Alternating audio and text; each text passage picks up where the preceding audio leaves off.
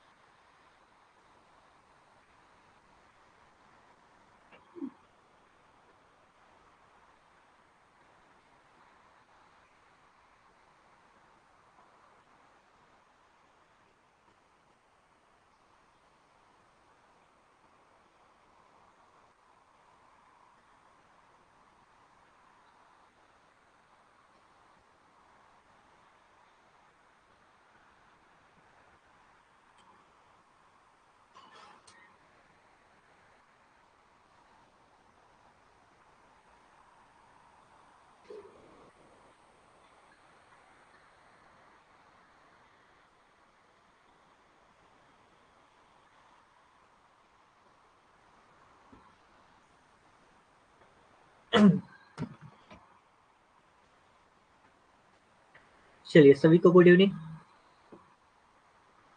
तो सभी जुड़ गए हैं, एक बार कमेंट कीजिए आप लोग। फिर से हम लोग एक नए सेशन के साथ जुड़ चुके हैं। तो एक बार आप सभी पहले कमेंट करके बता दीजिए सब कुछ सही है ना, आवाज आपको मिल पा रही है और वीडियो आपकी सही से चल पा रही है। आज हम लोग नया टॉपिक की शुरुआत करने वाले हैं। जो भी जुड़े हैं एक बार आप लोग अपनी उपस्थिति जो है दर्ज करा दीजिए। रूपा सिंह, एमडी दिलसाद, अमृता सिंह, श्वेता कुमारी, चलिए आप सभी जुड़ चुके हैं। आवाज आपको मिल पा रही, एक बार पहले कमेंट करके बताइए। एक बार आप लोग बता दीजिए। चलिए आप लोग जुड़ गए हैं ना, जितनी जल्दी हो सके आप सभी जो है कमेंट बॉक्स में कमेंट डालिए। जितनी जल्दी हो सके आप सभी कमेंट बॉक्स में कमेंट डालिए।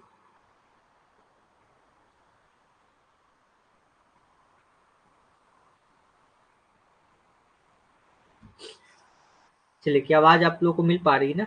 आप एक बार क्लियर करें ताकि हम आगे बढ़े और टॉपिक को स्टार्ट करें। आज बहुत ही बेहतरीन टॉपिक आज हम लोग करने वाले हैं।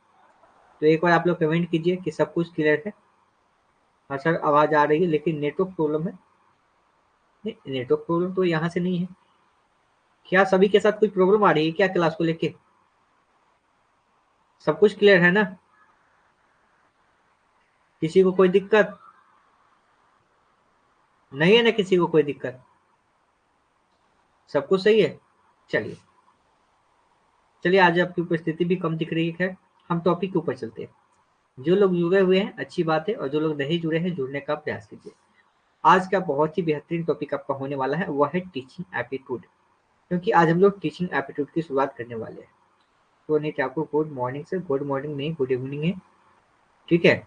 चलिए हम टॉपिक के ऊपर आते हैं। देखिए अगर हम टीचिंग एप्टीट्यूड की बात करें तो टोटल आपसे 25 प्रश्न आपके एग्जाम में पूछे जाते हैं। इसमें बहुत सारे टॉपिक आपको पढ़ने होते हैं जहां से क्वेश्चन पूछे जाते हैं। आज जो आपका टॉपिक है वह टॉपिक है आपका विद्यालय में भौतिक संसाधन का प्रबंधन। यानी कि आज हम बात करने वाले हैं मैनेजमेंट ऑफ स्कूल रिसोर्सेज के बारे में। आज हम लोग पढ़ने वाले हैं।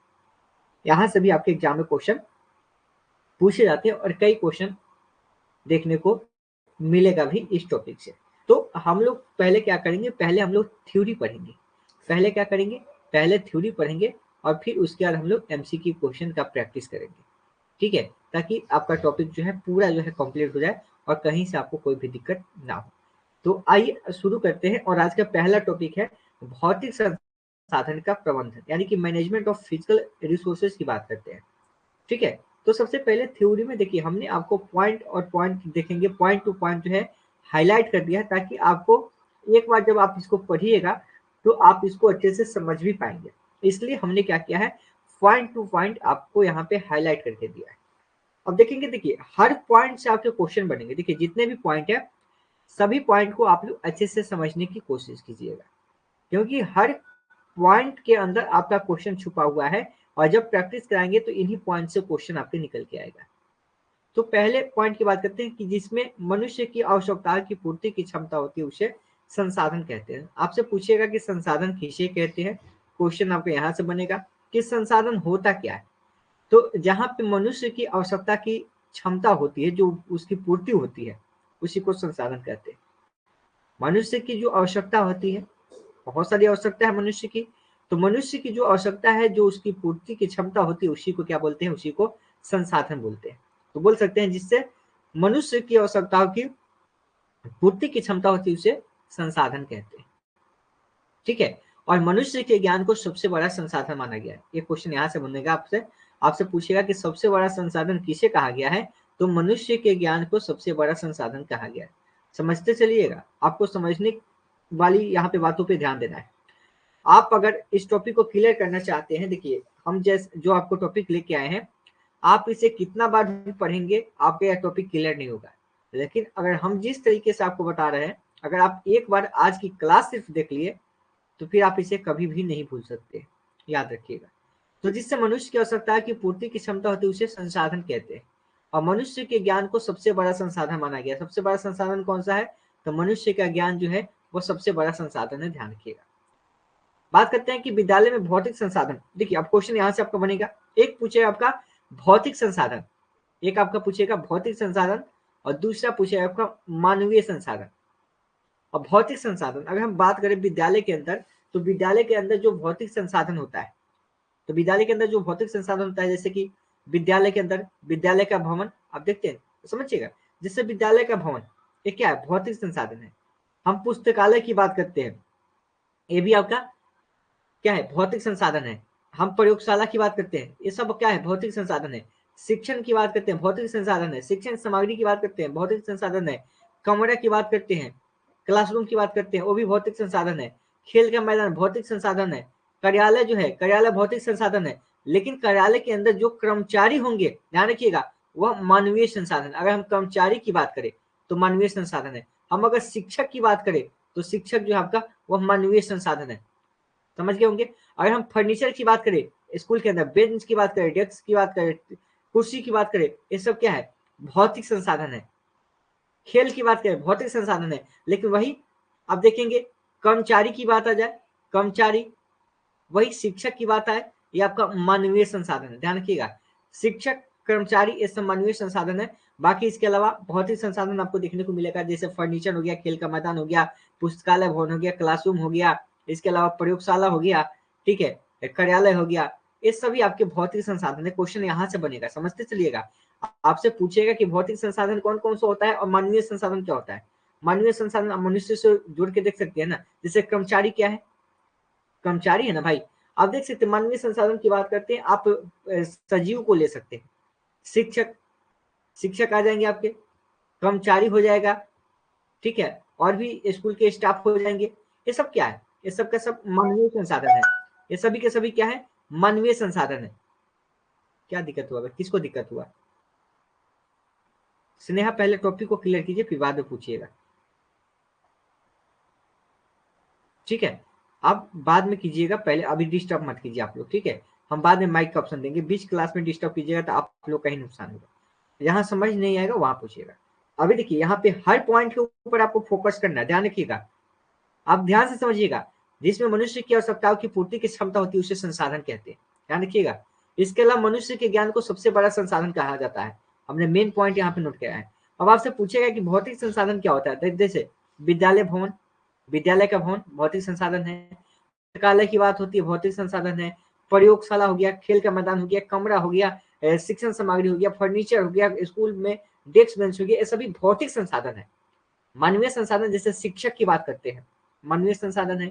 इसके अलावा हम कर्मचारी की बात करते हैं, उसमें कर्मचारी होते हैं, वो भी क्या होते हैं, आपके मानवीय संसाधन होते हैं। तो मानवीय संसाधन पूछेगा और भौतिक संसाधन पूछेगा, तो इसके बीच में अंतर बताइए, कई क्वेश्चन यहाँ से बनेगा। आगे बात करते हैं कि भौतिक संसाधनों का विद्यालय विकास में क्या होता है।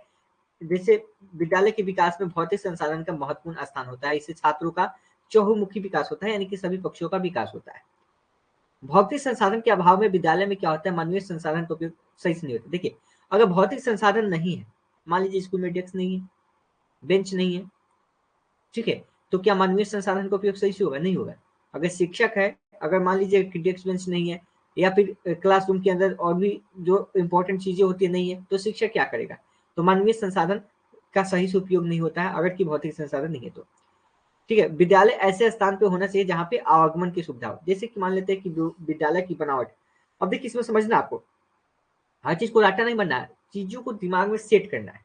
अब विद्यालय का जब निर्माण होगा तो विद्यालय कहाँ पे होना चाहिए, तो विद्यालय वैसे स्थान पे होना चाहिए जहाँ पे आवागमन की सुविधा हो। अब ऐसे जगह पे नहीं हो कि जहाँ पे आवागमन की सुविधा ही नहीं है, जहाँ पे बच्चे पहुंच ही नहीं पाए।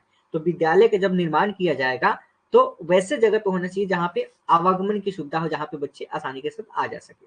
विद्यालय ऐसे स्थान पे होने चाहिए जहाँ पे बस स्टैंड, ठीक है, ये सब नहीं होना चाहिए। विद्यालय किसी कारखाने के नजदीक, मंडी के नजदीक, बस स्टैंड के नजदीक, रेलवे, इस सब के नजदीक नहीं होना चाहिए, क्योंकि वहां का वातावरण जो है काफी कोलाहल होता है, यानी कि बहुत हल्ला वाला, जो शोरगुल वाला इलाका होता है। विद्यालय एकांत जगह पे होनी चाहिए। ध्यान रखिएगा, विद्यालय का जब निर्माण की बात करें, क्वेश्चन आपका इसमें पूछेगा, बहुत सारे क्वेश्चन बनेंगे, आप अपने दिमाग में सेट करते चलिएगा कि विद्यालय का जब निर्माण किया जाएगा तो वह कारखाना के नजदीक नहीं होना चाहिए। कोई कारखाना है उसके नजदीक नहीं होगा, कोई मंडी है उसके नजदीक नहीं, बस स्टैंड के नजदीक नहीं, रेलवे के नजदीक नहीं, इन सब के नजदीक नहीं होना चाहिए। ऐसे स्थान पे होना चाहिए जहाँ पे आवागमन की सुविधा हो, जहाँ पे हल्ला नहीं हो, जहाँ पे शांत वातावरण हो, जहाँ पे सब चीज की सुविधाएं हो। तो विद्यालय ऐसे स्थान पे बनाने चाहिए जहाँ पे आधुनिक सुविधाएं है, जैसे कि वहाँ पे बिजली मिले, पानी मिले, अस्पताल हो, डाकघर हो, बैंक हो, ये सभी चीजें जहाँ पे हो, उसी के नजदीक जो है कोशिश करना चाहिए विद्यालय का स्थापना किया जाए। ठीक है, ये सब क्वेश्चन आपको पूछेगा आगे, आगे पूछेगा कि विद्यालय का स्थापना कहाँ किया जाना चाहिए, तो वहां पे इन सब कंसेप्ट को समझे रहिएगा तो आंसर दीजिएगा। अभी आपको बहुत ज्यादा समझ नहीं आएगा, जब हम एमसीक्यू क्वेश्चन कराएंगे तब आपको विशेष रूप से समझ में आएगा। ठीक है, अब विद्यालय भवन के प्रबंधन की बात करते हैं कि विद्यालय भवन का निर्माण करते समय कुछ सावधानियों को बरतनी चाहिए। जैसे कि आप देखिएगा, स्वास्थ्य संबंधी जो बातें होती है उसको ध्यान रखना है। जैसे आप विद्यालय के निर्माण की बात करते हैं तो विद्यालय ऊंचे भवन पे बनना चाहिए। विद्यालय का भवन जो है थोड़ा सा ऊंचे स्थान पे बनना चाहिए जहाँ पे बरसात का पानी इकट्ठा ना हो। ये सब रखिएगा, पॉइंट टू पॉइंट आएगा एग्जाम के अंदर, क्वेश्चन भी आपका बनेगा जब बनवाएंगे क्वेश्चन तो विद्यालय भवन का निर्माण विद्यालय वैसे स्थान पे बनवाने चाहिए जहाँ पे बरसात का पानी इकट्ठा ना हो। ठीक है, ये सब पढ़िएगा ना, तभी एमसीक्यू क्वेश्चन बनेगा, और हम 50 एमसीक्यू क्वेश्चन करवाएंगे भी आपके सामने। ठीक है, ध्यान रखिएगा। और प्रत्येक कक्ष उपयुक्त व्यवस्था होनी चाहिए, यानी कि विद्यालय ऐसे स्थान पर होना चाहिए जहाँ पे क्लासरूम के अंदर आ सके, वैसे जगह पे होने चाहिए। और क्लासरूम के अंदर खिड़की भी होनी चाहिए जो कि रोशनदार हो, जहाँ पे रोशनी भी है। तो प्रत्येक कक्षा के अंदर हवा आए, प्रकाश आए, इसकी व्यवस्था होनी चाहिए विद्यालय के अंदर। और इसके लिए खिड़कियां भी होनी चाहिए और रोशनदार भी होनी चाहिए। एक कमरे से दूसरे कमरे में जाने की व्यवस्था भी होनी चाहिए विद्यालय के अंदर। और सुरक्षा की दृष्टि से भी होनी चाहिए, अगर मान लीजिए कि कोई अचानक घटना घटती है तो अचानक से उस विद्यालय को खाली भी किया जा सके, वैसे दृष्टि से विद्यालय की स्थापना होनी चाहिए। ध्यान से समझते चलिएगा। तो विद्यालय की स्थापना में आप देखेंगे कुछ बातों को ध्यान रखना है, जहाँ पे विद्यालय उच्च स्थान पर होना चाहिए, जहाँ पे बरसात का पानी इकट्ठा ना हो, जहाँ पे कक्षा के अंदर हवा आ सके, रोशनी मिल सके, ये सब की व्यवस्था हो। और एक कमरे से दूसरे जाने में आने जाने की व्यवस्था हो, और सुरक्षा की दृष्टि से जब जरूरत पड़े तो विद्यालय को खाली किया जा सके। इसके अलावा फर्नीचर की बात करते हैं। देखिए विद्यालय के अंदर जो फर्नीचर होता है उसकी भी व्यवस्था होनी चाहिए।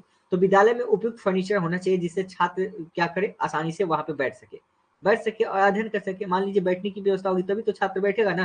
तो विद्यालय के अंदर उपयुक्त फर्नीचर भी होनी चाहिए जहाँ पे छात्र आसानी से अध्ययन कर सके। इसके अलावा समान प्राथमिक विद्यालय में बालकों के बैठने के लिए पहले क्या होता था, टाट पट्टी का प्रयोग किया जाता था, लेकिन अभी के समय में देखिएगा कि कुर्सी और डेस्क का प्रयोग जो है किया जाता है। ये सब बात को ध्यान रखिएगा, याद नहीं करना, माइंड में सेट करना है। प्रत्येक कक्षा में छात्रों की संख्या के अनुरूप मेज और कुर्सियों का प्रबंध, यानी कि हर कक्षा के अंदर जितनी छात्रों की संख्या होगी उसी के अनुरूप जो कुर्सी होगी और जो टेबल होगी उसकी व्यवस्था जो है किया जाएगा बच्चों के बैठने के लिए।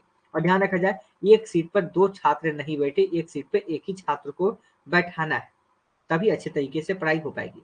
हर छात्र के लिए अलग और जो मेज होनी चाहिए, जो कुर्सी होनी चाहिए, जैसे लिखने डेस्क बेंच बोलते हैं ना, वो अलग होने चाहिए। इससे छात्रों को लिखने और पढ़ने में क्या होगी, सुविधाएं होगी। इन सब बातों का ध्यान रखना है।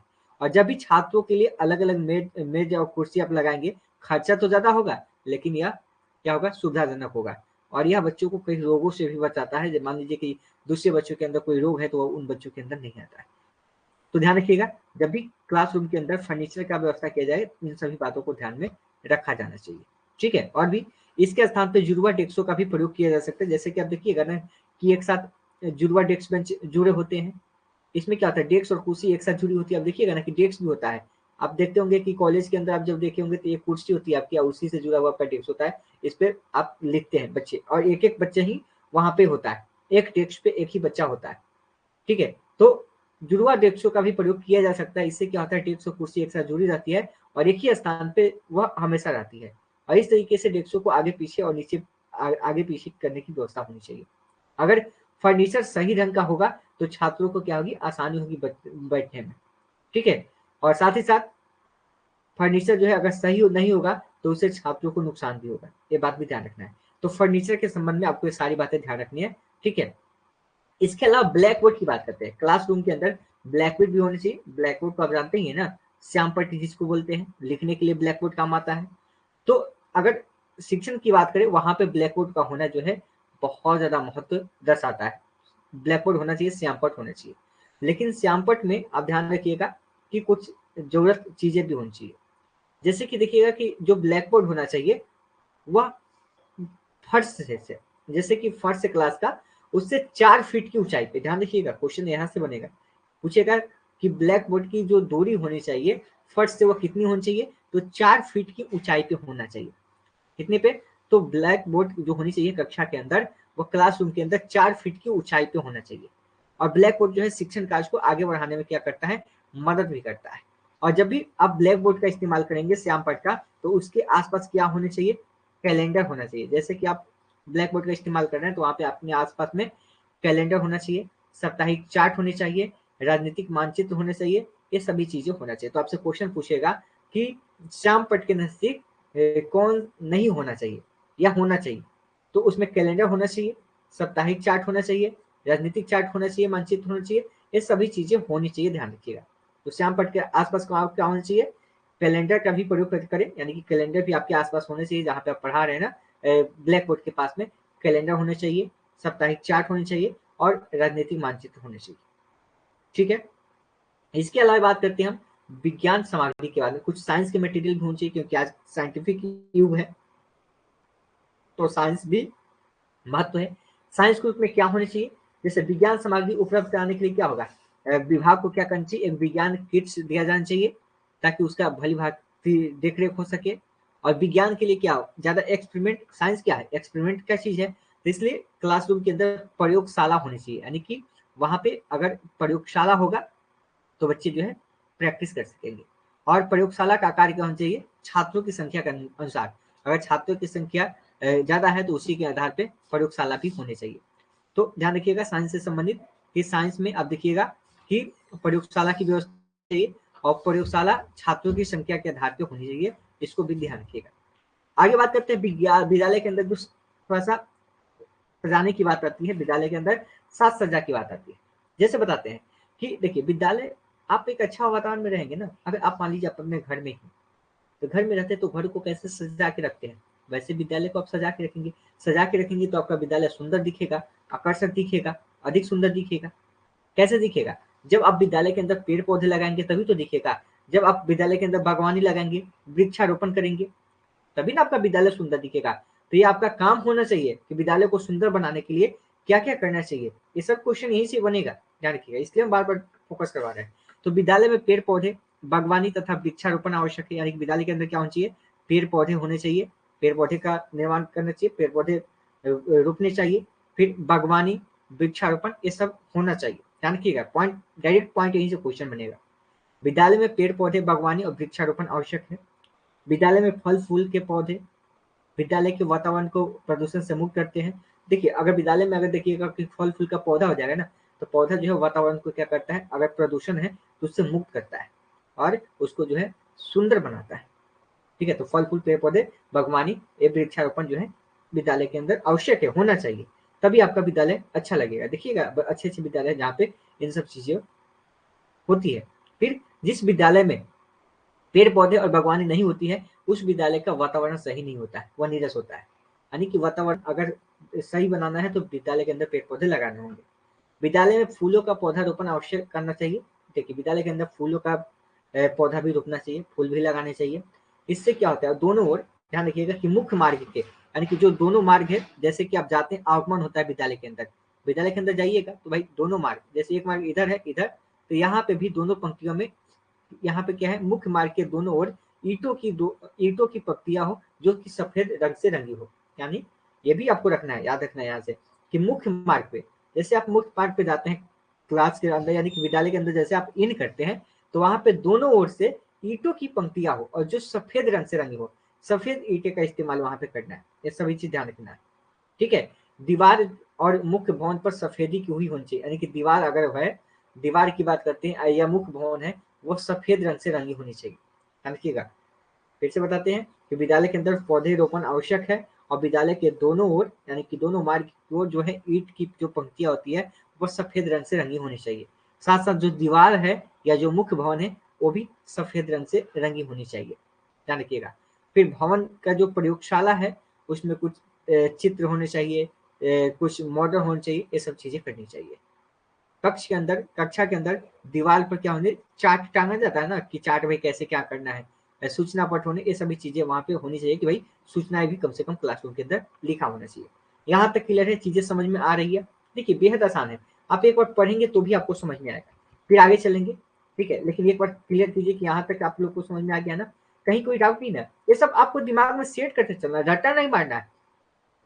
इसी बेस पे देखिए, इस पे है ना, हम इसको आसान बनाने की पूरी कोशिश कर रहे हैं।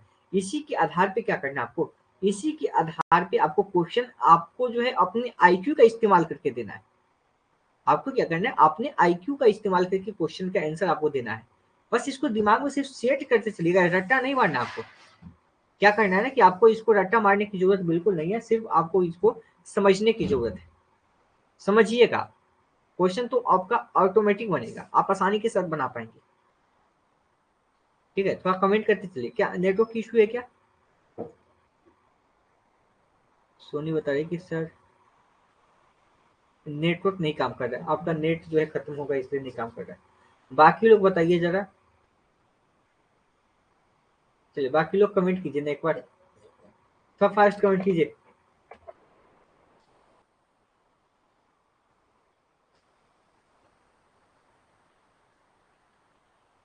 क्या हुआ, कमेंट नहीं आ रहा है? इतना इतना भी लंबा होगा आपका? क्या क्लासेस सही से चल रही है ना? ठीक है ना, बस वही तो हम चाहते हैं ना कि ठीक है। चलिए आगे चलते, इतना ध्यान हो गया। अब बात करते हैं विद्यालय के अंदर पेयजल की बात करते हैं, यानी कि आप पानी की बात करते हैं तो विद्यालय के अंदर पीने का पानी होना चाहिए जो शुद्ध जल होना चाहिए। अब देखिएगा कि बहुत सारे विद्यालय के अंदर देखते हैं कि शुद्ध जल नहीं मिल पाता है, तो एक अच्छे विद्यालय की निशानी यही होती है कि विद्यालय के परिसर के अंदर, विद्यालय के अंदर पीने का पानी होना चाहिए और वो भी क्या होना चाहिए, शुद्ध जल होना चाहिए। ठीक है, अच्छा जल होना चाहिए। ध्यान रखिएगा, बालक के विकास में क्या होता है, जल जो है बहुत महत्वपूर्ण स्थान होता है उसका, क्योंकि हमारे शरीर में जो है 70% जल होता है। बालक के शरीर में क्या होता है, 70% जल होता है, इसलिए जल जो है आवश्यक है। इसलिए विद्यालय के ग्राउंड के अंदर, परिसर के अंदर पीने की स्वच्छ पानी होना चाहिए। अगर जल अशुद्ध है तो उससे बहुत सारे रोग भी होते हैं, आपको पता ही है। इसलिए जहां तक संभव हो, अगर गर्मी का मौसम है तो वहां पे और ठंडा पानी और अब देखिएगा ठंडा का मौसम हो तो वहां पे गर्म पानी, यानी कि मौसम के अनुसार। जैसे अभी ठंडा का मौसम चल रहा है तो जहां तक संभव हो बच्चों को गर्म पानी दिलाया जाए, उसका एक व्यवस्था हो, और गर्मी के मौसम में बच्चों को ठंडा पानी दिलाया जाए। विद्यालय की पानी की जो टंकी है उसकी सफाई जो है हमेशा होनी चाहिए, ठीक है, और उसमें शुद्ध और ताजा पानी भरा चाहिए। अब ऐसा नहीं कि पानी का टंकी है महीनों दिन साफ नहीं हुआ, वहां से गंदगी तो होगी। इन सब बातों का आपको ध्यान रखना है कि विद्यालय की टंकी, पानी की जो टंकी है उसकी साफ सफाई हमेशा होनी चाहिए और पानी जो है उसमें भरा जाना चाहिए, बदलते रहना चाहिए पानी। समय समय पे टंकी की सफाई भी होनी चाहिए, ठीक है, समय समय पे क्या होनी चाहिए, टंकी की सफाई भी होनी चाहिए। कम से कम टंकी की सफाई जो है एक सप्ताह में एक दिन होनी चाहिए, 7 दिन में टंकी की मतलब सफाई कम से कम होनी चाहिए। टंकी के साथ साथ जो मटकों है, जो वाटर कूलर है, उसकी व्यवस्था होनी चाहिए। मान लीजिए मटका है, अगर है तो उसकी व्यवस्था होनी चाहिए, वाटर कूलर की व्यवस्था होनी चाहिए, और पानी पीने के लिए गिलास का प्रबंध होना चाहिए और गिलास प्रतिदिन साफ होना चाहिए। ध्यान रखिएगा, पानी पीने के लिए, बच्चे के लिए पानी पीने के लिए गिलास की व्यवस्था होनी चाहिए और वह गिलास प्रतिदिन साफ होनी चाहिए, ये बात ध्यान रखिएगा। पीने की पानी की व्यवस्था जो होनी चाहिए शौचालय अथवा मूत्रालय के निकट नहीं होनी चाहिए, जहाँ पे अगर आप देखिएगा बाथरूम है वहां पे नहीं, पीने की पानी अलग होनी चाहिए, ठीक है। पीने की पानी जो है आपकी अलग होनी चाहिए, शौचालय से आपके बिल्कुल अलग होनी चाहिए, स्वच्छ पीने का पानी। अब ऐसा नहीं किया बहुत जगह देखिएगा ना कि शौचालय के निकट ही पीने के पानी की व्यवस्था होती है, जो कि गलत है। नहीं, पीने की पानी की व्यवस्था आपकी अलग होनी चाहिए, शौचालय के आसपास आपकी नहीं होनी चाहिए, ध्यान रखिएगा। विद्यालय में जब जल व्यवस्था की बात आती है तो वो सीमेंट की, लोहे की जो टंकी है उसी में रखी जाए। जैसे विद्यालय के अंदर जब जल की बात आए तो जो सीमेंट या लोहे की जो टंकी है उसी में रखा जाए, ठीक है, रखा जाए, या हो सके तो मिट्टी के बड़े मटके में रखा जाए, ठीक है। जल की व्यवस्था का सीमेंट या लोहे की जो टंकी है उसमें रखा जाए या मिट्टी के बड़े मटके में रखा जाए, तो ये जल से संबंधित बातें हो गई। विद्यालय के अंदर जल की व्यवस्था ऐसे होनी चाहिए। फिर विद्यालय में शौचालय का प्रबंध, भाई बाथरूम की भी व्यवस्था होनी चाहिए कि नहीं विद्यालय के अंदर, तो विद्यालय के अंदर बाथरूम की अगर व्यवस्था कहें तो विद्यालय में शौचालय तथा मूत्रालय की व्यवस्था होनी चाहिए, ठीक है, आवश्यक है। और ये विद्यालय प्रांगण में किसी भी किनारे पे मतलब इसकी व्यवस्था होनी चाहिए। यह कहाँ पे होनी चाहिए, तो पूछेगा कि विद्यालय के अंदर शौचालय की व्यवस्था कहाँ होनी चाहिए, तो ये किसी एक किनारे पे होना चाहिए। कहाँ चाहिए, विद्यालय के किसी भी एक किनारे पे यह बनना चाहिए और जहाँ पे दुर्गंध तथा गंदगी ना फैले, वैसे एक कोने पे बनना चाहिए। और इसकी साफ सफाई जो है प्रतिदिन होनी चाहिए, पानी से इसकी धुलाई होनी चाहिए और फ्लश सिस्टम हो तो अच्छा होगा कि भाई इसको आसानी के साथ इसको क्या किया जाए, इसको जो है मतलब साफ किया जा सके। इस सबका ध्यान आपको रखना है विद्यालय परिसर के अंदर, ठीक है। इसके अलावा बात करते हैं और आगे, तो जो मल मूत्र है जहाँ पे देखते हैं अगर पानी नहीं मारा जाएगा तो उसके अभाव में हैजा रोग होता है, टाइफाइड होता है, पेचिस होता है, ये सब रोग हो जाता है, इसलिए उसकी साफ सफाई होनी चाहिए। फिर जो मूत्रालय की प्रतिदिन पानी से धुलाई करनी चाहिए, यानी कि जहाँ पे आप देखिएगा कि गंदगी है उसका इस्तेमाल आप करेंगे, उसको साफ करने के लिए फिनाइल का प्रयोग करेंगे, इससे क्या हानिकारक जो कीटाणु मर जाते हैं, ये सब की व्यवस्था होनी चाहिए। फिर इसके आप आसपास देखिएगा तो जो आप देखिएगा नली है, नालियां है, वो ढकी होनी चाहिए, ठीक है। ये सब ध्यान रखना होगा आपको, क्वेश्चन भी जब करेंगे तो ये सब क्वेश्चन आएगा आपका, उसमें सॉल्व करना होगा आपको, ठीक है। तो ये सब ध्यान रखिएगा, नाली इस तरीके से बने होने चाहिए जहाँ पे ऊपर से ढक्की होनी चाहिए, ठीक है, ये चीज का ध्यान रखना है। फिर विद्यालय के अंदर प्रयोगशाला की बात करते हैं, प्रयोगशाला की बात करते हैं अगर हम, यानी कि एक्सपेरिमेंट की बात करते हैं, देखिएगा, तो विद्यालय में प्रयोगशाला का होना आवश्यक है। अगर साइंस के स्टूडेंट है तो भाई जाहिर सी बात है प्रयोगशाला तो होना चाहिए। किसी भी विषय के शिक्षण के लिए आप देखिएगा कि उसका जितना हो सके प्रैक्टिकल कराइए किसी भी चीज के लिए तो फायदा होता है, तो विद्यालय के अंदर प्रयोगशाला होना आवश्यक है। और आप देखिएगा कि आज का युग क्या है, वैज्ञानिक है, वैज्ञानिक क्या मानते हैं, अधिक से अधिक प्रैक्टिकल चीजों को मानते हैं, इसलिए विद्यालय के अंदर आवश्यक है कि भाई प्रयोगशाला होनी चाहिए। फिर विद्यालय के अंदर कार्यालय की बात करते हैं तो कार्यालय भी होनी चाहिए, प्रधानाचार्य का कक्ष अलग होना चाहिए, ये सब अलग होना चाहिए। कार्यालय की बात है, ये सब चीजें ध्यान रखिएगा। फिर विद्यालय के अंदर खेल का मैदान होना चाहिए। अब खेल के मैदान के बारे में थोड़ा सा बात कर लेते हैं कि खेल के मैदान की सफाई का समुचित व्यवस्था होनी चाहिए, विद्यालय के अंदर जो होनी चाहिए वो खेल के मैदान की व्यवस्था होनी चाहिए। फिर खेल के मैदान की साफ सफाई भी होनी चाहिए, ठीक है, खेल का मैदान तो उसकी साफ सफाई भी होनी चाहिए कि नहीं होनी चाहिए, होनी चाहिए। मान लीजिए कुछ में कुछ कंकड़ हो, पत्थर हो, ये सबको हटाना चाहिए, यानी कि मैदान जो है बिल्कुल समतल होना चाहिए। वैसा मैदान होना चाहिए खेल का मैदान जहाँ पे बरसात के दिनों में वहाँ पे पानी जो है नहीं भरे, इस तरीके से इसकी व्यवस्था की जाए। गर्मी और बरसात के दिनों में खेलने के लिए मैदान जो है उसका थोड़ा सा भाग जो है ढका होने से, अगर मान लीजिए गर्मी के दिन है या बरसात का दिन है तो मैदान जो खेलने वाला जो उसका थोड़ा सा भाग जो है वह ढका हुआ होना चाहिए। मैदान के चारों ओर, मैदान के चारों ओर क्या होना चाहिए, छायादार वृक्ष लगे होने चाहिए। देखिए मैदान के अगर हम चारों ओर की बात करते हैं क्या होना चाहिए, छायादार वृक्ष लगे होने चाहिए, जिससे कि छात्र को अगर थकान होती है तो वहां पे छात्र जो अपना आराम कर सकता है। तो मैदान के चारों ओर क्या होना चाहिए, भाई वृक्ष लगे होने चाहिए, ध्यान रखिएगा। अगर आप देखिएगा विद्यालय के तो मैदान उसके चारों ओर क्या होना चाहिए, छायादार वृक्ष लगे होने चाहिए, ये बताए भी हैं, जिससे छात्र वहां पे अपना थकावट दूर कर सके, विश्राम कर सके। अगर मच्छर है, मक्खियां है तो उसके बचाव के लिए मैदान में चूना या कीटनाशक या दवा का छिड़काव करवाते रहना चाहिए। खेल के मैदान में इस तरीके से व्यवस्था हो कि भाई वहां पे कोई जानवर जाके मल मूत्र ना कर दे, गंदगी ना फैला दे, इस तरीके से उसकी व्यवस्था होनी चाहिए, ठीक है। छात्रों को वहां गंदगी ना फैलाने की निर्देश भी देनी चाहिए। इसके अलावा अगर बात करें तो विद्यालय में देखिएगा विद्यालय भवन है और जो उसकी परिसर है उसमें साफ सफाई होनी चाहिए, जैसे कि कक्ष के यानी कि कक्ष की सफाई भी होनी चाहिए। जैसे कि कक्ष की सफाई के लिए आप देखिएगा कि उसमें जो मकड़ी के जाले होते हैं उसको भी साफ करना चाहिए। इससे क्या होता है कि भाई रोग उत्पन्न होगा, जीवाणु वहां पे पनप जाएंगे, इसलिए उसकी भी साफ सफाई कक्षा की होनी चाहिए। कक्षा के अंदर जो खिड़कियां है, दरवाजा है, इन सबको भी साफ करना चाहिए। ठीक है, फर्नीचर की स्वच्छता तो बताई आपको कि जो फर्नीचर है आपका उसकी भी साफ सफाई होनी चाहिए। जैसे बच्चे टेबल पर बैठते हैं, कुर्सी पर बैठते हैं, बहुत जगह देखा गया है कि उसकी साफ सफाई ही नहीं होती, तो केवल कुर्सी की भी साफ सफाई होनी चाहिए। ठीक है, इसमें जो जाले लगे होते हैं वो हटने चाहिए। और कक्षा शुरू होने से पहले जो श्याम पट है, जो ब्लैक बोर्ड है, उसकी भी सफाई होनी चाहिए।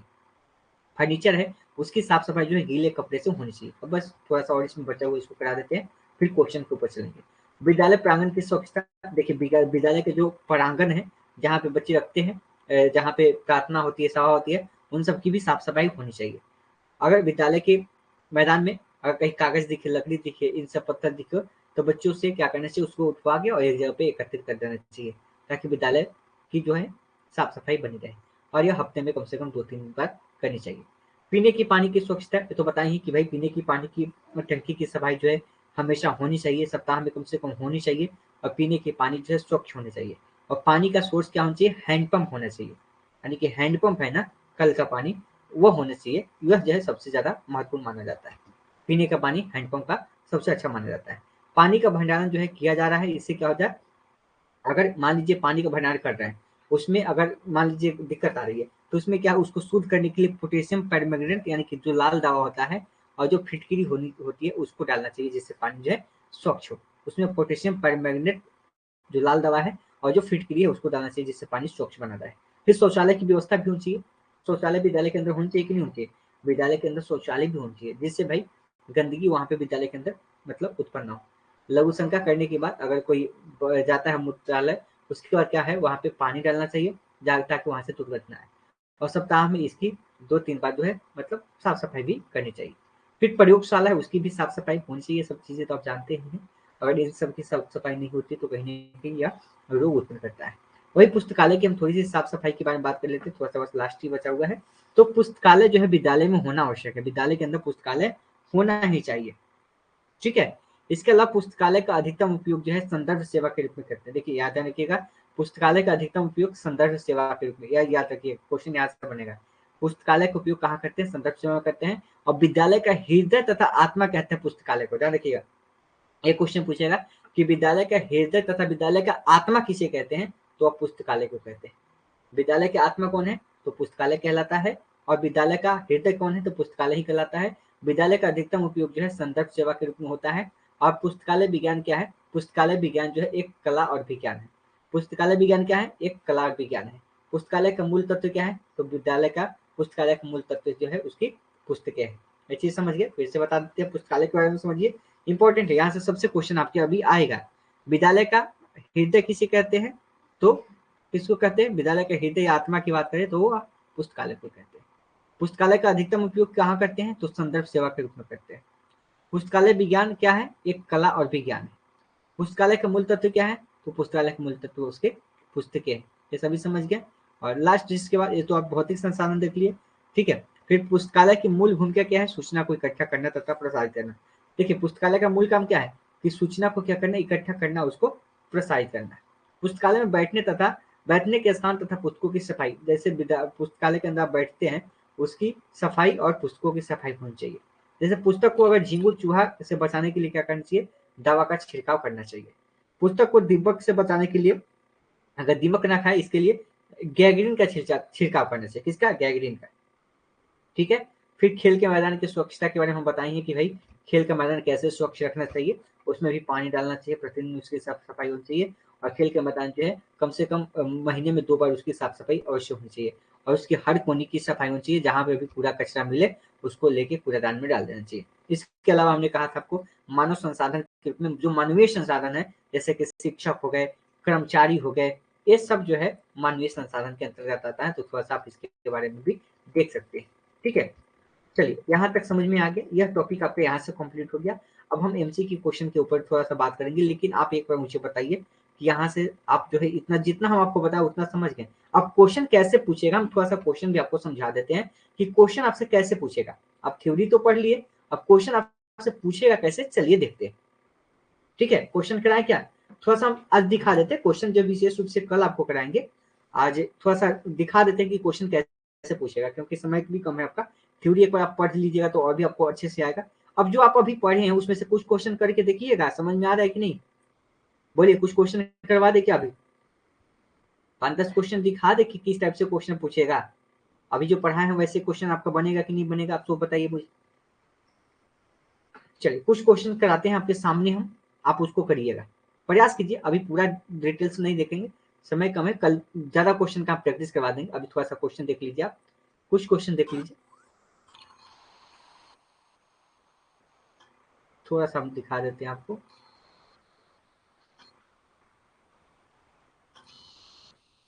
वन सेकेंड, हम आपको दिखा देते हैं।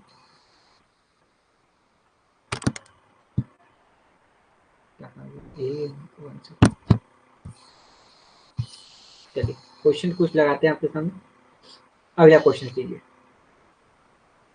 चलिए अब क्वेश्चन आप ही लोग कीजिए, बताइए पहला क्वेश्चन आपके सामने है, बताइए इस क्वेश्चन के आंसर कोशिश कीजिए आप लोग, कि जिसमें मनुष्य की आवश्यकता की पूर्ति की क्षमता होती है उसे क्या कहते हैं, बताइए। तो इस क्वेश्चन का आंसर कीजिए आप लोग, कुछ क्वेश्चन करवा देते हैं, 5-10 क्वेश्चन करवा देते हैं, बाकी इसका प्रैक्टिस हम कल करवाएंगे, क्योंकि इसमें 50% क्वेश्चन, 50 से 55 क्वेश्चन होगा आपका, ठीक है। बताइए, अभी समझ में आ जाएगा ना। तो जिसमें मनुष्य की आवश्यकता की पूर्ति हो उसे क्या कहते हैं, अभी बताया देना थ्योरी में। चलिए देखते हैं, अब देखिए यहाँ पे फर्स्ट ही क्वेश्चन था, जिसमें मनुष्य की आवश्यकता की पूर्ति हो उसे कहते हैं संसाधन कहते हैं, बताए थे ना, संसाधन कहते हैं। और यहाँ पे क्या होगा, यहाँ पे आपका संसाधन होगा कि नहीं होगा, संसाधन होगा कि नहीं होगा। तो जिसमें मनुष्य की आवश्यकता की पूर्ति की क्षमता होती है उसे क्या बोलते हैं, उसे संसाधन बोलते हैं, उसे संसाधन बोलते हैं, ठीक है। अगला क्वेश्चन बताइए, सबसे बड़ा संसाधन माना जाता है, सबसे बड़ा संसाधन किसे मानते हैं, अप्राकृतिक संसाधन को, प्राकृतिक संसाधन को, मनुष्य के ज्ञान को, या वायुमंडल को। सेकंड नंबर क्वेश्चन का आंसर मुझे आपसे जानना है कि सबसे बड़ा संसाधन किसे माना जाता है, ठीक है। टीचिंग एप्टीट्यूड में इसी टाइप के क्वेश्चन आपके पूछे भी जाते हैं, और प्रीवियस ईयर में आपका जो क्वेश्चन पूछा गया हम आपको प्रीवियस ईयर भी करवाएंगे, तो आपको समझ में आ जाएगा कि कैसे क्वेश्चन आपका पूछा गया है। बताइए, तो सबसे बड़ा संसाधन किसे माना जाता है, बताइए, अप्राकृतिक संसाधन को, प्राकृतिक संसाधन के, मनुष्य के ज्ञान को, या फिर वायुमंडल के। अगर ईमानदारी से आप पढ़े होंगे तो इसका आंसर तो बता ही देंगे, ठीक है। आप लोग बी और सी, बी चेक कर लेते हैं, बी कौन भाई बता रहा है, बी क्यों जी, अभी बताए थे, देखिए अभी आपके सामने बताए, कहते हैं कि सबसे बड़ा संसाधन, अब बताइए सबसे बड़ा संसाधन माना जाता है किसको, तो सबसे बड़ा संसाधन की बात हम किए थे, देखिए याद कीजिए यहाँ पे, मनुष्य के ज्ञान को सबसे बड़ा संसाधन माना जाता है। सेकेंड पैराग्राफ पढ़ाए थे ना, पढ़ाए थे ना कि मनुष्य के ज्ञान को सबसे बड़ा संसाधन माना जाता है, वहीं से क्वेश्चन है कि नहीं, क्वेश्चन एकदम वहीं से है कि नहीं, तो मनुष्य के ज्ञान को सबसे बड़ा संसाधन माना जाता है। हम तो यहीं पे आपको बताए थे ना, आप मिस क्यों करती है, ऐसे क्वेश्चन में मिस कीजिएगा, ठीक है, सी होगा। चलिए अगला क्वेश्चन कीजिए, नेक्स्ट क्वेश्चन कीजिए आप लोग, कि विद्यालय में उपलब्ध भौतिक संसाधन, अब बताइए भौतिक संसाधन के अंदर कौन कौन सा शामिल है, कह रहा है कि भौतिक संसाधन में कौन शामिल नहीं है, एक सेकेंड कक्षा हो गया, ठीक है ठीक है ठीक है ठीक है, यहाँ पे करे कि भौतिक संसाधन में कौन शामिल नहीं है। अब बताइए, यानी कि कह रहे कि भौतिक संसाधन इसमें नहीं है, यानी कि कहीं ना कहीं मानवीय संसाधन पूछ रहा है आपसे, बताइए यहाँ पे इस क्वेश्चन में पूछ रहा है मानवीय संसाधन कौन सा है, भौतिक संसाधन में शामिल नहीं है, यानी कि वह मानवीय संसाधन है। आप बता दीजिए इसमें क्वेश्चन नंबर 3 का, अभी हम आपको बताए थे ना कि भौतिक संसाधन कौन सा है और मानवीय संसाधन कौन सा है। देखते हैं क्वेश्चन नंबर 3 का आंसर कर पाते हैं कि नहीं आप लोग कर पाते हैं, बताइए विद्यालय में जो भौतिक संसाधन है उसमें कौन शामिल नहीं है, यानी कि भौतिक संसाधन में शामिल नहीं, यानी कि कहीं ना कहीं वो भौतिक नहीं है, बल्कि क्या होगा, वह मानवीय संसाधन है। और मानवीय संसाधन क्या होता है बताइए जी, ठीक, बहुत अच्छा, शिक्षक, ठीक है। हम आपको बताए थे ना कि विद्यालय में भौतिक संसाधन के अंतर्गत, देखिए भौतिक संसाधन में विद्यालय भवन आता है, पुस्तकालय आ गया, कमरा आ जाएगा, प्रयोगशाला आ जाएगा, खेल का मैदान, कार्यालय, विद्यालय, फर्नीचर, खेल का मैदान, सब आ जाएगा। लेकिन शिक्षक, कर्मचारी, ये सब क्या है, ये सब आपका मानवीय संसाधन है, ठीक है। और यहीं पे वही चीज कह रहा है कि मानवीय संसाधन की बातें हो रही है, तो मानवीय संसाधन के रूप में आप जब देखेंगे तो क्या होगा, तो मानवीय संसाधन आपका हो जाएगा यहाँ पे शिक्षक। आगे बात करते हैं, अगला क्वेश्चन आपके लिए है कि निम्न में से कौन विद्यालय से संबंधित मानवीय संसाधन है। देखिए यहाँ पे मानवीय संसाधन पूछ रहा है, फिर से यहाँ पे पूछ रहा है चारों में से बताइए मानवीय संसाधन कौन सा है। मानवीय संसाधन है, अभी पूछ रहा है ना, श्वेत पट्टिका है, कमरा है, कर्मचारी है या पुस्तकालय। क्वेश्चन नंबर 4 का आंसर बताइए क्या होगा। क्वेश्चन नंबर 4 का आंसर बताइए क्या होगा। इसमें आपको बताना है कि मानवीय संसाधन की बात हो रही है, किसकी बात हो रही है, तो मानवीय संसाधन। आप बताइए इसमें कि मानवीय संसाधन कौन सा है भाई, मानवीय संसाधन कौन सा है, कमरा है, कर्मचारी है, पुस्तकालय है या श्वेत पट्टिका है। क्वेश्चन नंबर 4 के आंसर अगर आप लोग दे दिए होंगे तो मुझे लगेगा कि चलिए आपने पढ़ा है। आप लोग कमेंट कीजिएगा तो क्वेश्चन नंबर के साथ कमेंट कीजिएगा, सी कर रहे हैं ना, तो आप 4 का दे रहे हैं कि 5 का दे रहे हैं, आप ये कमेंट कर दीजिएगा ताकि पता चले। ठीक है, चलिए बहुत अच्छा। जो बता रहे हैं कर्मचारी, तो बिल्कुल सही है कि विद्यालय में जो मानवीय संसाधन है वो कर्मचारी, शिक्षक है, कर्मचारी है। बाकी तो भौतिक में कमरा है, खेल का मैदान है, ठीक है, सभी है। इसके अलावा बताइए एक और क्वेश्चन है आपका कि निम्नलिखित में से कौन एक विद्यालय के भौतिक संसाधन के अंतर्गत नहीं आता। देखिए कह रहे कि भौतिक संसाधन के अंतर्गत नहीं आता है, भौतिक संसाधन के अंतर्गत नहीं आता है, यानी कि कहीं ना कहीं यह मानवीय संसाधन की बात करता है। मानवीय संसाधन देखिए जहाँ जो मनुष्य से जुड़ा हो, आप ध्यान रखिएगा। ठीक है, आप एक तरीके से भौतिक संसाधन को आप कह सकते हैं कि भौतिक संसाधन को आप निर्जीव समझ सकते हैं। ठीक है, डेस्क बेंच हो गया, सब हो गया जिसमें ज्ञान ना हो। मानवीय संसाधन जो मनुष्य से संबंधित हो, तो आपको बताना है कि इसमें भौतिक संसाधन नहीं, कह रहा है कि कौन सा एक विद्यालय में भौतिक संसाधन के अंतर्गत नहीं आता है। तो भौतिक संसाधन के अंतर्गत नहीं आता है यानी कि क्या होगा, मानवीय संसाधन होगा। अब बताइए इसमें से चारों में मानवीय संसाधन कौन सा है, क्या शौचालय है, पानी की व्यवस्था करना, विद्यालय परिसर या लिपिक वर्ग, कौन सा है भाई बताइए। क्वेश्चन नंबर 5 का आंसर उम्मीद है कि आप लोग दे दीजिएगा सही आंसर। बहुत अच्छा, बहुत अच्छा, चलिए बहुत अच्छा। देखिए शौचालय ये आपका भौतिक संसाधन है, पानी की व्यवस्था भौतिक संसाधन, विद्यालय परिसर भौतिक संसाधन, लिपिक वर्ग, लिपिक वर्ग कोई ना कोई कर्मचारी ही होगा। ठीक है, किसी न किसी व्यक्ति की ही बात हो रही है, चाहे शिक्षक हो, कर्मचारी हो, लिपिक वर्ग हो, ये आपका मानवीय संसाधन है। बहुत अच्छा, अगर समझ गए होंगे तो। आगे चलते हैं कि विद्यालय में मानवीय तथा भौतिक तत्व शामिल है, कौन सा भौतिक तत्व में शामिल है। आपको बताना है कि यहाँ पे भौतिक संसाधन की बातें हो रही है। बताइए भौतिक संसाधन में कौन कौन सा है, पुस्तकालय है, शिक्षक है, छात्रावास है या पुस्तकालय और छात्रावास दोनों है। भौतिक संसाधन की बात करें, मानवीय संसाधन नहीं, नॉट मानवीय संसाधन, यहाँ पे भौतिक संसाधन की बातें हो रही है। और भौतिक संसाधन के अंतर्गत आप लोग आसानी के साथ देख भी सकते हैं कि क्या होगा।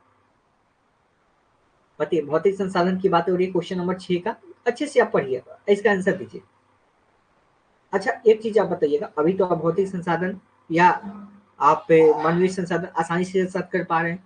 अगर हम आपको थ्योरी नहीं पढ़ाते और यही क्वेश्चन डायरेक्ट हम आपके सामने लेके आते कि विद्यालय में मानवीय तथा भौतिक तत्व शामिल है, इसमें से कौन सा भौतिक तत्व शामिल है, आप समझ पाते कि क्या है नहीं है संसाधन, नहीं समझ पाते। इसलिए थ्योरी इंपॉर्टेंट है, कंसेप्ट समझ जाएंगे तो क्वेश्चन कर लेंगे। इसका आंसर जो लोग भी ऑप्शन डी दे रहे हैं बिल्कुल सही है। 7 का आप लोग अभी नहीं दिए क्या आंसर, ठीक है, यहाँ पे समझने वाली बात है। नहीं समझिए, अभी बता ना, यहाँ पे कह रहा है कि भौतिक संसाधन, तो भौतिक में पुस्तकालय तो होगा ही, शिक्षक क्या है, या मानवीय हो गया ना, ये तो होगा नहीं। छात्रावास, छात्रावास छात्र थोड़ी ना है, छात्र की बात थोड़ी ना हो रहा है, छात्रावास है ना, रहने वाला है ना, पुस्तकालय है रखने वाला, ये भी तो क्या हुआ आपका, ये भी तो आपका भौतिक ही हुआ ना, ये दोनों हो गया ना, तो ऑप्शन डी होगा ना। कैसे गलतियां कर रहे हैं आप लोग, छात्रावास की बात है ना, रहने वाला पुस्तकालय, आवास हो गया, कमरा हो गया, ये सब तो आपका भौतिक संसाधन है ना। शिक्षक हो गया, मानवीय हो गया, कर्मचारी हो गया, लिपिक और हो गया, ये होता तो यहाँ पे दोनों हो जाएगा ना, पुस्तकालय और छात्रावास दोनों, ऑप्शन डी हो जाएगा। ठीक है,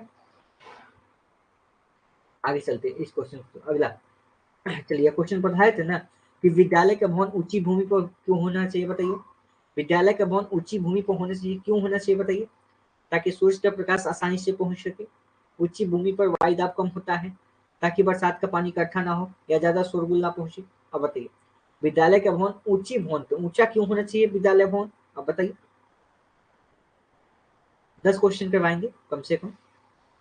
क्वेश्चन इसमें हम 50-60 क्वेश्चन रखे हैं, तो आज तो पॉसिबल नहीं होगा कि 50-60 क्वेश्चन हम आज लोग करवा देंगे, तो कल करवाएंगे इसमें 50 क्वेश्चन। तो अभी कुछ 10 क्वेश्चन करवा देते हैं, दिक्कत ना हो आप लोग, है ना, ताकि आपको समझ में आ जाए। तो विद्यालय का भवन ऊंची भूमि पर क्यों होना चाहिए भाई? ताकि बरसात का पानी इकट्ठा ना हो, बरसात का पानी इकट्ठा ना हो। Option number C. क्या आप लोग ऑप्शन सी दिए हैं? 8 का सी दिए हैं कि नहीं दिए हैं? ठीक है, बहुत अच्छा। 7 को छोड़ दीजिए, कल करवाएंगे फिर से, उसमें कुछ थोड़ा सा त्रुटि है उसमें।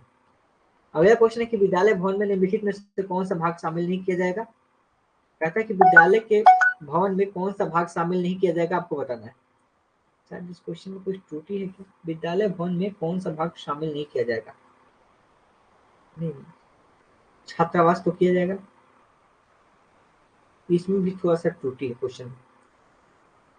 ठीक है, थोड़ा सा त्रुटि है, इस क्वेश्चन को छोड़ते हैं, हम सुधार कर लेंगे कल, क्योंकि टाइपिंग में थोड़ा सा इधर है। इसमें परिवार कहाँ से आ गया? ये नहीं होगा, ये ऑप्शन एक गलत हो गया यहाँ पे।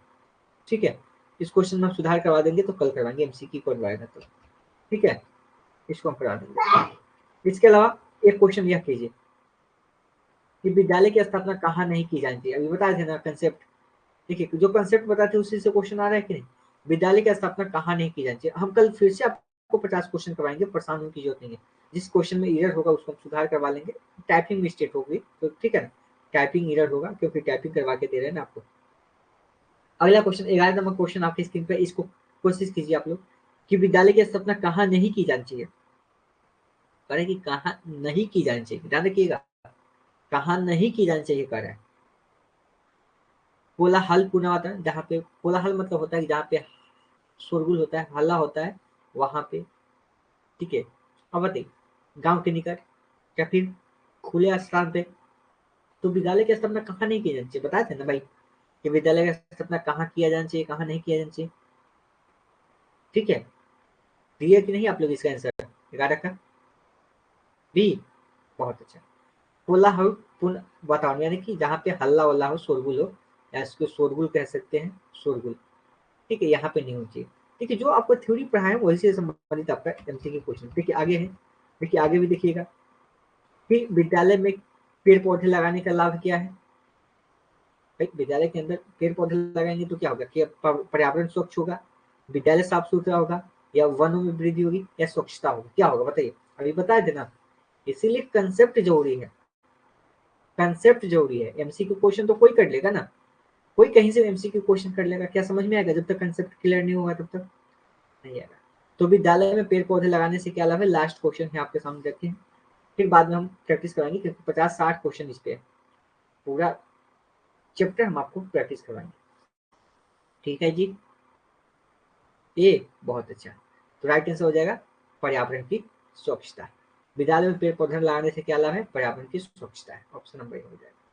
ठीक है, अब कैसा लगा क्लास आप लोग को, आज की क्लास कैसा लगा आप लोग बताइए। अगर कोई त्रुटि हो, कोई गड़बड़ी हो, कहीं से कमी हो तो आप बताइए। चलिए मैसेज करके बताइए, आप लोग मैसेज कीजिए, फिर बाद में आप लोग बात कीजिएगा। चैट बॉक्स का मैसेज देंगे हम बाद में, अगर आप लेना चाहें तो।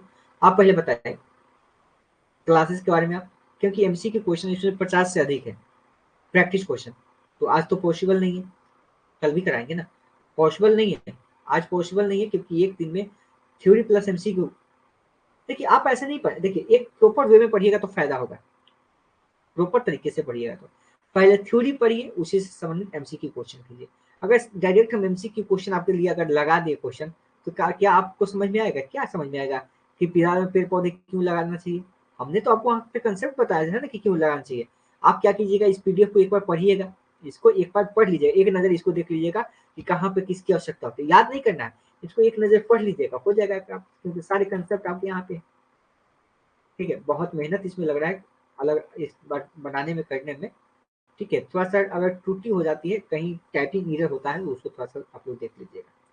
और हाँ, चलिए बताइए, हाँ कल मिलेंगे। हम लोग को कोई जल्दबाजी नहीं है, हम लोग का काम यही होगा कि हम थोड़ा स्लो चलेंगे, लेकिन कंसेप्ट को क्लियर करते हुए चलेंगे। ठीक है, तो और जो लोग कोर्स लेना चाहते हैं ले लीजिए, आप लोग बाई कर लीजिए। कुछ लोग अपना किए हैं भाई, आप लोग भी कर लीजिए अपना, जिनको करना है, जिनको लगता है कि हमें क्लासेस करनी है बाई कर लीजिए। आज न कल तो आपको करना ही है, आज न कल तो आपको करना ही है। जैसे कीजिएगा आपका एप्लीकेशन पे पूरा जो वीडियो होगा वो सब आपका ओपन हो जाएगा, पीडीएफ आपका ओपन हो जाएगा। हालांकि ऐसे डेमो क्लासेस तो आप दे रहे हैं, लेकिन डेमो क्लासेस कितना दिन देखिएगा। एक कोर्स ले लीजिए, पढ़िए आप लोग, फिर भी आपका कम ही है। जिनको लेना है ले लीजिए, अगर कोई दिक्कत होगा तो मुझे बता दीजिएगा, हमने वीडियो भी बना दिया है। चलिए, और किसी के मन में कोई सवाल है तो जल्दी से आप पूछ लीजिए, क्योंकि आगे भी क्लासेस है हमारी, 9 बजे से अगली क्लासेस है, तो 5 मिनट समय हमारे पास है, आप लोग पूछ लीजिए जो पूछना है। ऐसे ही हम लोग एक एक करके टॉपिक को पढ़ते चलेंगे, और पढ़ेंगे नहीं, बहुत बेहतरीन तरीके से उसको क्लियर करेंगे। सिर्फ पढ़ना हम लोग का काम नहीं, कंसेप्ट को क्लियर करना काम है, कि कहीं से भी क्वेश्चन पढ़े आप यहाँ पे पढ़िए, कि यह आपका सीटेट के अंदर भी काम आएगा। अच्छा, वर्णमाला वाला इरर सर, वर्णमाला के अंदर कोई इरर था क्या?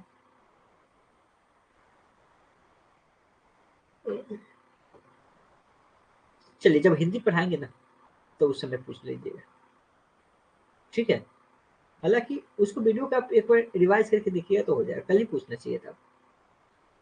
चलिए, किसी को कोर्सेस अपना लेना है ले लीजिएगा, जो पेमेंट खुद से नहीं कर पाते, हमने नंबर भी कर दिया था, आप कर लीजिएगा। फिर भी अगर किसी को कुछ करना तो कर लीजिए, क्योंकि ऑफर खत्म हो जाएगा तो दिक्कत हो जाएगा।